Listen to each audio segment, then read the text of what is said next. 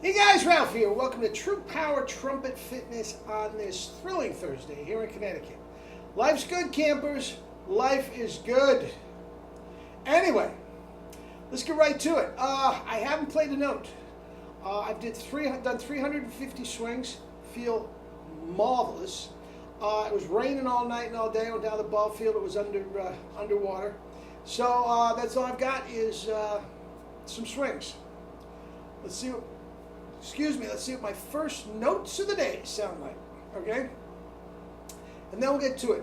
Guys, this comes up with my students all the time. First attack, so important. All right? Let's see what we got.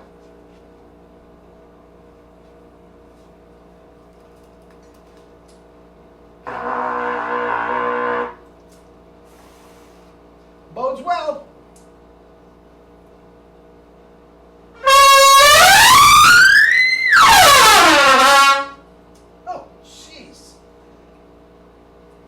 Guys, all right.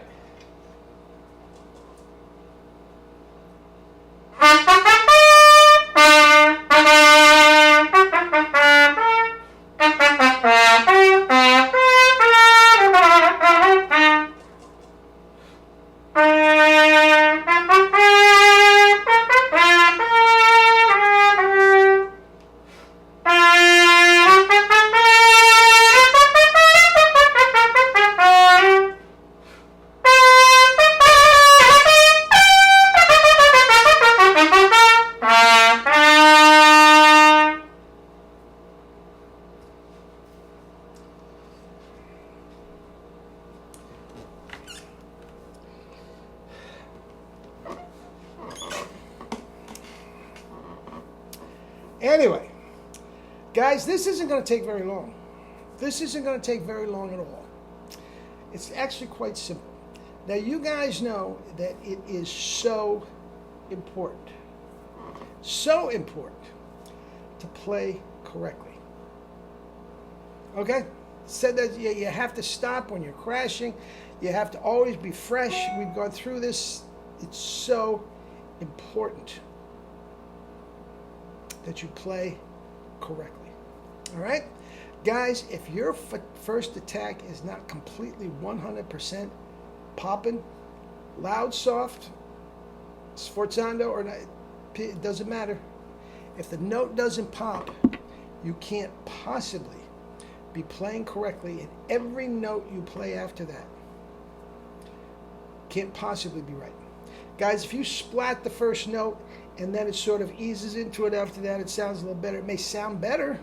Guys, it can't possibly be completely correct. Okay?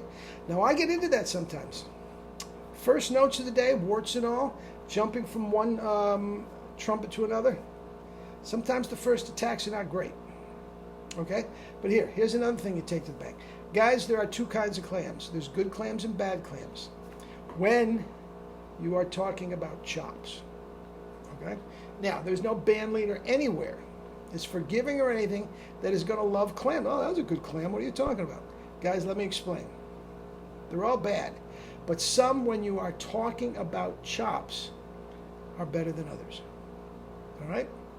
And we've all been here. Now, especially when you have a new mouthpiece. Okay, 1SP, I can get it in the mail today. New mouthpiece, a new tongue setting, you're relaxing the corners for the first time in your life. Everything doesn't feel comfortable. It doesn't feel comfortable. And you're splatting notes all over the place. I get it. Okay? They will disappear if you are adamant about what I'm about to say.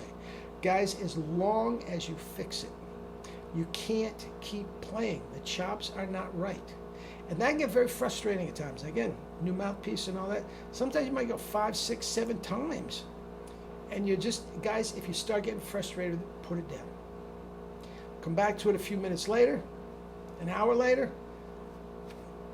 If it's still not happening, wait till the next day. It is that important, guys, that you play correctly. And as I said, you can't play completely correctly if the first attack is not right. Now, as I was saying, Sometimes you have no compression at all, and we've all been here. You sort of ease into it and you flap up to it. Right? Okay, we've all been there. That's a bad clam. Don't continue playing. Okay? The opposite is true. Sometimes, again, we don't know where the tongue is exactly supposed to feel whatsoever, and you may have more compression than you need for that specific note. If you're trying to play a G on top of the staff, and all of a sudden an A or B flat pops out, okay, and then it goes down, that is a good clam. You just overshot the note, that's all. But the attack itself is right. Okay? So the other ones, and you guys all know what I'm talking about. You all know what I'm talking about. The other ones you got to fix. The big ones, you should probably fix it. You should probably fix it. Because clams are not good at the end of the day. But keep in mind, if it comes from above and then it comes down, you're coming from a good place and you're on the right track. All right? But that is very, very simple and important advice. You have to nail that first attack. All of you that are out there that ever took a lesson with me, how many times did I say, okay, try it up an octave. I don't care about anything. I don't care what comes out. Just pop that first note. Usually, if you're in the ballpark, doing a Clark study up an octave. Let's say starting on a B flat above the staff, so you go to an F. All right? Okay, you know what I'm talking about, right? If the F is a bit of a stretch, it's so important that you nail the B flat. Guys, if the initial attack is not right, you're toast by the time you get to the F. 9 times out of 10, even though that high F may be a stretch, if I hear a nice pop on the B flat, I think immediately before he's got it. We're golden. All right? First attack, nail it. Now you notice the pictures I put, all these guys with flawless technique. Guys, they are not flapping the first note. And then they get into the Carnival of Venice. No. Pop it and don't worry about it. All right? All right, guys. Have a great day. Love you all.